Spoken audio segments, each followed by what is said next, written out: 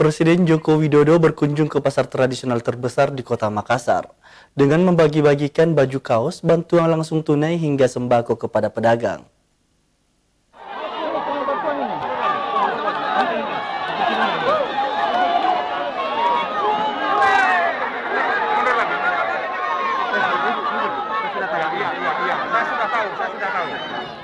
Usai melakukan kunjungan kerja di sejumlah tempat di Kabupaten Maros, Presiden Joko Widodo juga berkunjung ke pasar tradisional terbesar di Kota Makassar Rabu sore. Di Pasar Terong, Joko Widodo didampingi Menko Marves, Luhut Binsar Panjaitan bersama Gubernur Sulsel Andi Sudirman Sulaiman dan Wali Kota Makassar Muhammad Ramdan Pomanto. Berjalan kaki sambil menyapa warga maupun pedagang sembari dibagikan baju kaos, bantuan langsung tunai hingga sembako ke beberapa pedagang.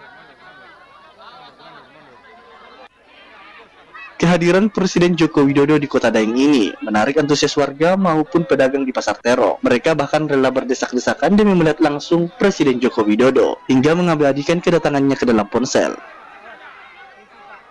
Menurut Wali Kota Makassar, pada kunjungan ke Pasar Terong, Presiden Joko Widodo juga turut memantau harga bahan pokok, di antaranya harga cabai yang dianggap lebih murah bila dibanding di Jakarta.